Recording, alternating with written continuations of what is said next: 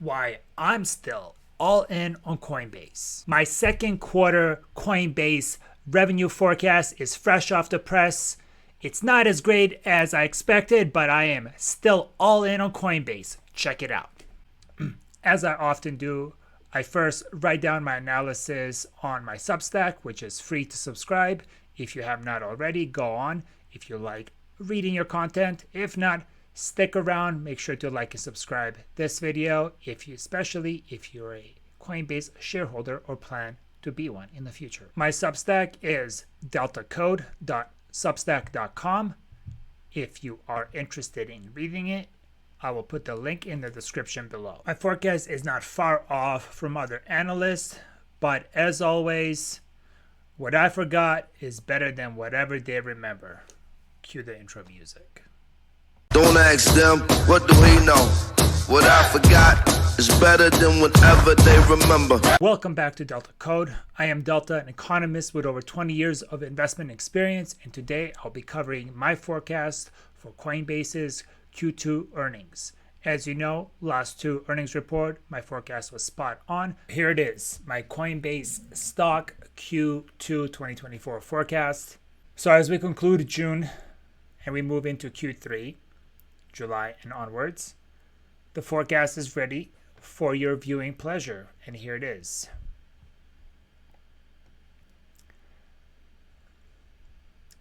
I will let you ruminate on it for a second.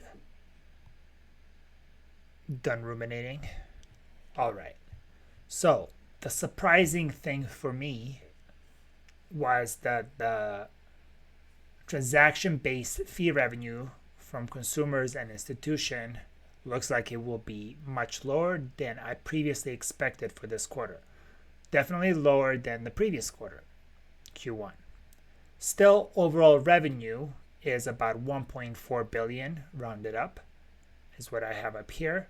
And forecast for Q3 looks decent, in my opinion, as there's a lot of catalysts that I will discuss. The subscription revenue is pretty stable. In fact, probably went up. I bumped the stable coins up 50 million because the amount of stable coins has gone up relative to Q1. So I'm adjusting up 25%. Might be a little bit of an overestimate, but why not? The rest of them I am keeping more or less in line as the previous quarter, other than subs. This is like Coinbase One. I feel like in Q2, users will discontinue paying $30 a month for Coinbase One as their services are not as useful when you don't have to do taxes. That's just my thoughts on that dropping. Expenses, I am keeping as they guided, more or less, as 14% of total revenue for transaction costs. Taxes, this is an estimate based on previous tax rate, and other income, assuming they have it again. Overall, I'm expecting 91 cents of earnings per share on the $1.38 billion of revenue. Now, I wish I had a better forecast to share with you, something along the lines of 1.8 to 2 billion, but sadly Q2 was not as good as Q1. Why? Well, here it is. The market cap dropped down to 2 trillion. It was 2.6, I think almost inching on 3 at some points in Q1. So we lost quite a bit, especially recently. Why is the market down? Several different reasons. Maybe the fear of Mt. Gox, $8.2 billion that will be sold. Maybe it's Germany selling hundreds of millions of dollars, which some of their prime ministers would rather keep as reserves. Or is it the US government and other things like liquidations? Liquidations are when investors expect the price to go up, so they leverage up their positions for trades, and price tends to go down, sometimes doing the opposite, causing a cascade of domino-like effect that has a huge sell-off. Bitcoin sold off down to $54,000 due to $678 million of liquidations. Now, this is a somewhat of a self-reinforcing feedback loop. When prices go down, traders tend to leverage up and try to catch the up wave of the rebound. And if the wave keeps going down, they just add fuel to the fire. For Q2, I expect revenue to be somewhere between $1.38 and $1.42 billion range. Now, this is nothing to sneeze at. Lower numbers than Q1 are mostly due to lower trading volume from consumers and crypto prices dipping below the highs of Q1. For Q2, I am being more conservative than the consensus analysts actually. Usually I'm more bullish. We're not far apart, unlike the past quarters where I thought the analysts were way off between 45 and 70%, and I was right, they were way off. Now we're pretty much in line. Not couple of percentage points difference, so I feel like they got their act together when it comes to forecasting. We'll see. On week of August 1st, when Coinbase announces their earnings for Q2, my estimates for earnings per share is 91 cents. Analysts have it at 104. My revenue estimate is 1.38 billion. Analysts have it at 1.41. So that's the range. We're not far off, no matter who's right here. I would like to encourage you to zoom out for a longer time frame when it comes to both crypto and Coinbase. It is a volatile market, and if you can't handle me at my lows, then you sure as hell don't deserve me at my highs. Love crypto. So remember that. As shareholders, we like to see Q over Q growth, quarter over quarter, but such growth is seldom linear and not always sustainable. A 15% drop, like we are likely to see after they report, is totally normal in crypto and not a very big deal. It's a very volatile industry. Given the massive growth in the last 3 quarters, I would consider Q2 being slightly lower than Q1, but not bad. Just a pause before the actual blow off the top in Q3 and Q4 by the end of this year. To make us all feel better, I have some Hopium for us all. Let us breathe it in. Now, this is without any data, just using my experience in crypto and a bit of Hopium. I would not be surprised if Q3 we see between 1.6 and 2.1 billion dollars in revenue, and in Q4 something along the lines of 2.5 to 3 billion dollars for Q4. Now, this would be really good for crypto industry as a whole, as well as Coinbase shares. The high end of these results would be a 60% greater revenue for 2024 than the analysts expect. This would bump up the multiple expansion for Coinbase, and we would see share price probably somewhere in the 400 range, maybe 500, if that happens. Rest of the market expects a horizontal 2024 quarter over quarter being about the same as this quarter. As you can see, this is Q2. Analysts and the consensus are expecting 1.4, and then similar 1.4 and 1.4 for Q3 and 4. Like, there isn't seasonality, there isn't resolution post-elections in November. There's a lot of reasons that this is not likely to happen, in my opinion. I think these quarters will be much better than Q2. Maybe Q3 will look like Q1, and Q4 will look like something from 2021 in the $2 billion range.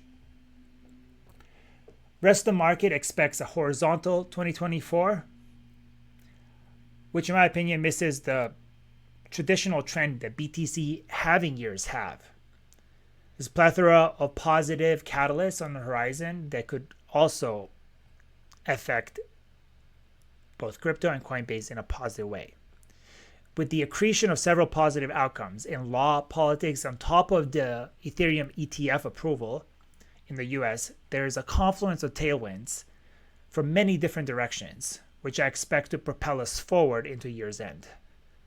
Many also seem to forget that BTC halving, which took place in April, tends to take time to be felt by the market. It takes about 6 to 12 months as the BTC supply sold by miners dwindles in search of a new price equilibrium. Given the 50% reduction in BTC supply available by miners for sale, new break-even price for average Bitcoin miner is about $80,000 to produce the Bitcoin. So then they're not going to sell it for less than that unless they have to for some reason. So current sales negatively impacting the price are likely non-miners and old supply. Mt. Gox's $8 billion sale emerging from bankruptcy, as well as many 2021 centralized bankruptcies that have been recovered. US and Germany governments are selling large amounts of Bitcoin they have seized through law enforcement, which is hundreds of millions of dollars. And for some reason, they're selling it at the same time at a market low. Governments, not the best traders, in my opinion. Next thing to take into account when it comes to Coinbase shares is that accounting rules change now allow Coinbase to mark their unrealized gains in crypto assets mark to market instead of the previous rule that forced them to show only losses and never gains on these assets. Still, many financial institutions are slow to update about 2.7 extra earnings per share in the last quarter to their results due to this rule change. I have an ongoing battle with Robinhood for them to correct the EPS they have shown in their app. As you can see, the shareholder letter from Q1 shows that the diluted EPS was $4.40 in the last quarter. Yet many institutions like Robinhood are saying it was only $1.65, forgetting the massive amount of gains they got from properly accounting for their assets on the books.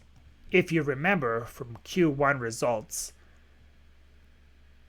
Coinbase had an operating profit of $760 million. But they had on top of that another gain of $650 million of gains of crypto by properly accounting for the assets on their books. That up until now, they had to mark at the lowest price those assets ever encountered since they purchased them. So if they bought Bitcoin at, let's say, $30,000, but then it went up to 60, they would still have to have it on their books as 30. But if it dropped down to 20, they would have to reprice it on their books as 20. And then if it went back to 60, it would still say it was only worth 20 on their books, which is ludicrous. So by correctly accounting for their assets on their books, this adds another $650 million in Q1 that still somehow is not being correctly accounted for by the rest of the people out there. Now, if you remember, last quarter, Coinbase had a 71% beat from the previous quarter. This quarter, it is going to be a 15% decrease in revenue than the previous quarter. Or in the grand scheme of things, this is not a huge deal. Relatively minor drawdown, but still, we like to see things tending up. Here is the 440 from the shareholders letter. Let's see if it ever gets reflected in the rest of the world. Now, Ethereum is about to launch their ETF in the US, which I expect to be positive for the price of both Ethereum and trading volume for Coinbase. Just like what happened with Bitcoin, plus Coinbase will be custodian for most of these ETFs for Ethereum, which also will add. For Bitcoin, I think they're getting about $167 million a year. Might be slightly less than that for Ethereum because it's a smaller asset, but still will be substantial, maybe $100 million. So let's add that going forward. Ethereum is not trading yet, but is expected to start trading sometime this month. Now below is a rainbow chart from Plan B, which tells us we're in the steady range. In my opinion, we're about to head into the red territory in the next 6 to 12 months, where Bitcoin and Ethereum will likely see new all-time highs, especially Ethereum given the ETF and the constrained supply. We are here in the yellow, which is between, actually we're in the green now. We're down here which is still cheap, between 25 and 3,500. Ethereum right now is hovering around 2,900.